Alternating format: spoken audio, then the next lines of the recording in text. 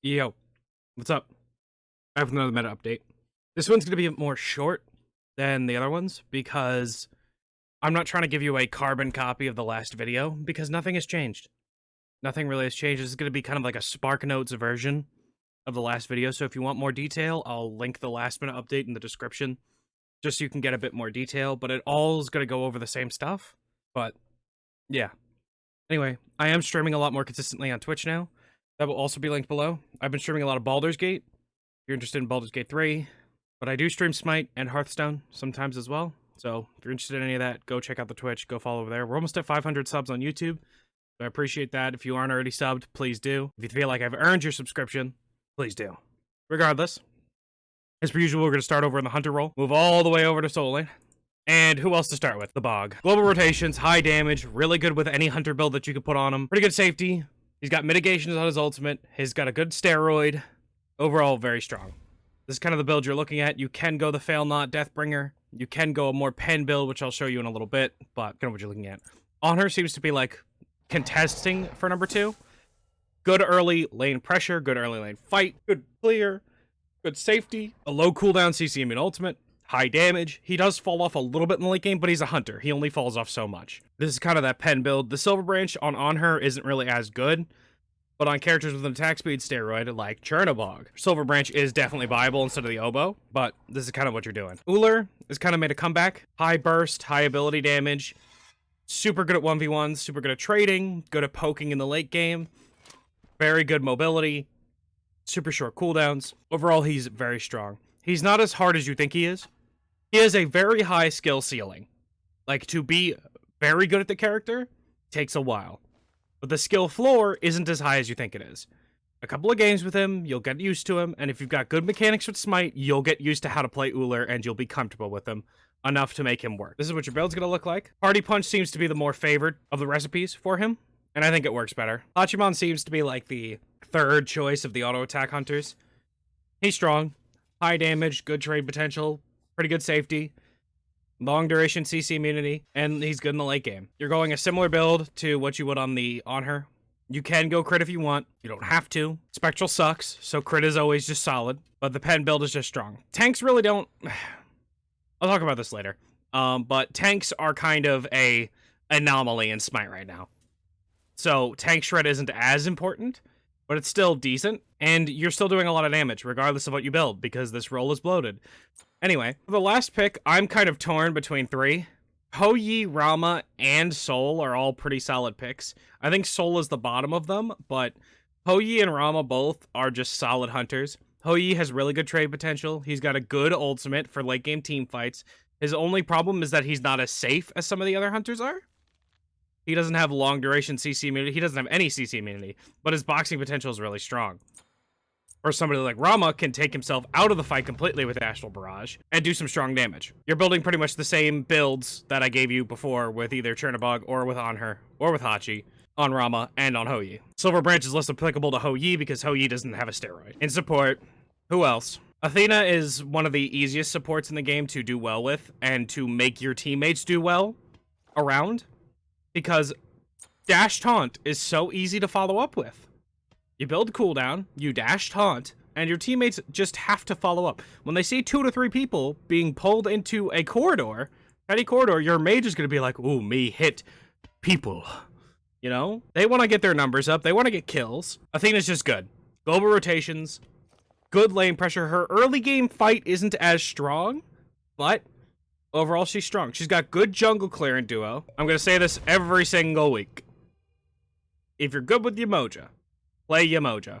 This character, the way she is built, design, lends itself well to people who are good with her. If you're good with Yemoja, play her, and you can carry games by yourself. I wish I was kidding.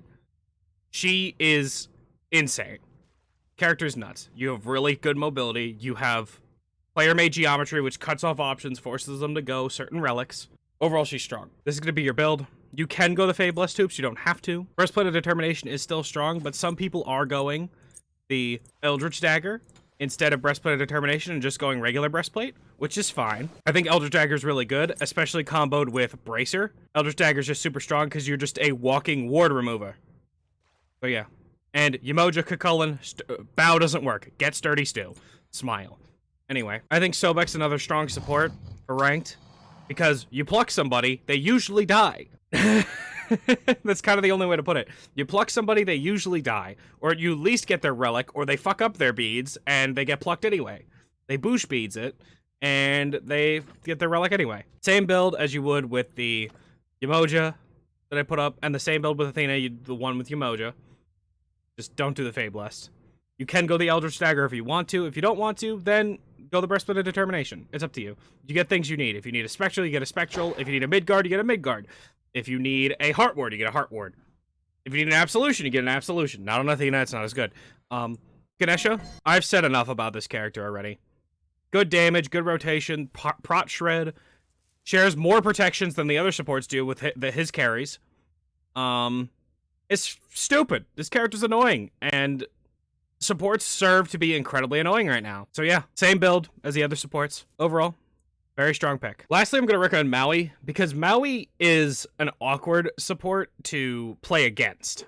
I think once you get comfortable with him, he can be very strong, and people don't know how to play against him, especially at the mid to lower levels of ranked. People just don't know how to play against him, and they get hit by a fucking island, and then they die. Because the enemy team just kills them. Same build as the other supports. You have really good safety. You have good follow-up CC. A Wheelix kind of does fuck you, but you can go beads on a support. Don't be afraid to go a defensive relic on a support. If you have to, against somebody like Daji, Nox, or a Wheelix in the case of Maui. Don't be afraid to go beads your first relic. You can be selfish. It's ranked. Same build as the other supports. Mid lane. I'm sick of seeing this old bitch. Same build as I was talking about before. She does damage. Absurd amount of damage. She has decent safety with her ultimate.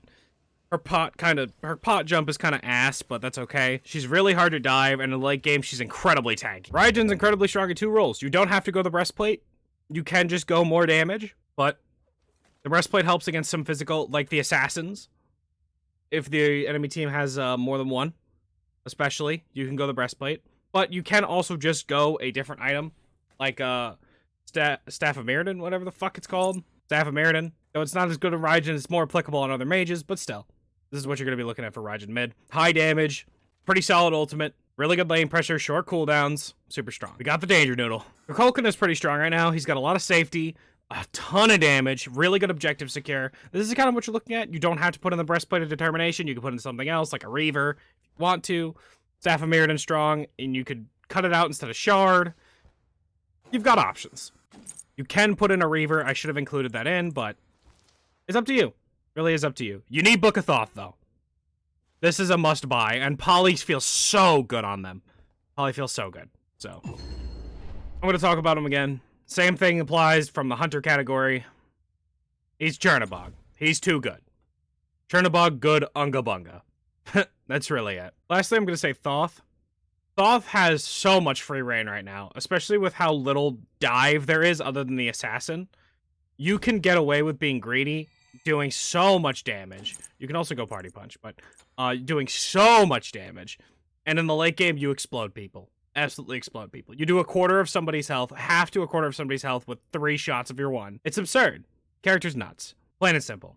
Incredibly high damage, good objective secure, decent safety, overall pretty strong. It's the bat. He's back. Extremely high damage, really good safety, long duration CC immunity, takes himself out of the map, can 1v1 pretty much anybody in the late game. Overall, incredibly strong jungler. The only weakness he has is he does not have CC, other than a slow. This is kind of what your build looks like. You can go either starter item, you have him just explode people. That's what you do, you explode people. I'd put Rat at number 2, just because he's overall very solid. He's easier to play than some of the other junglers as well, so if you get like filled into jungle and nobody wants to trade with you, you can run him. You're going to be running a more defensive build, but you can still build some good damage. Thistlethorn is kind of what you're going on Rat Jungle, because it's the best option. Having a gigantic cone to stun people is ridiculous. High damage, semi-global, huge stun, a good knockup. Overall, very strong. The rank terror himself, Susano, does stuff similar to Camzot's, but is not as safe as him. He does just 1v1 and explode people, especially the mages, and mages are going to be something you're seeing quite a lot of. In the late game, this is kind of just what your job is. Exploding mages. That's what your build does. That's what you do. Instead of Crusher, You could go Erendite instead, because Erendite seems to be taking a pretty good hold because of the movement speed it gives. It's just super strong. I think Robin's another sleeper pick because he deals with mages really well. One mage he deals with very well is Poseidon. One of the very few, I've said this before and I'm just going to say it every time while he's in meta. Robin is one of the very few hard counters in the game. It is incredibly difficult to lose a 1v1 as Robin against Poseidon. Poseidon gets absolutely farmed by Robin. Your kit gives you 2 ways to avoid Kraken. You have 2 gap closers. You have a way to slow him down. And you just beat on him. Robin is incredibly good at killing mages. And I think he's kind of slept on right now with how good he is at killing mages. You build him very similar to how you could build Rat, minus the Acorn, of course. Or you could build him the same way I put up for Susano, or even Kama. You can do it however you want. Full damage, you can build him tanky, you can build him hybrid, however you want to do it.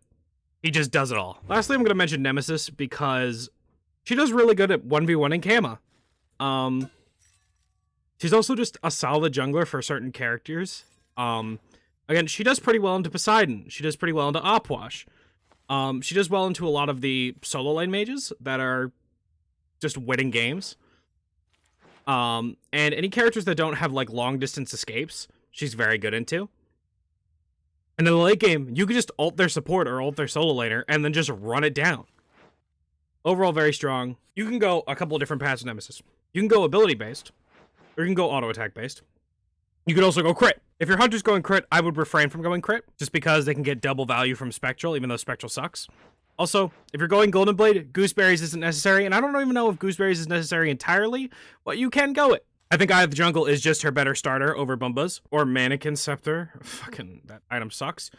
But overall, she's pretty strong, and she's very good at 1v1 in Kama. Solo lane, we're in the mage category. Do you know why? Because warriors suck ass. Anyway, Opwash, I think, is the best solo laner in the game. The build hasn't changed. There's not really much to say. He lives forever, he does absurd amount of damage. He's crazy. Raijin's probably number 2.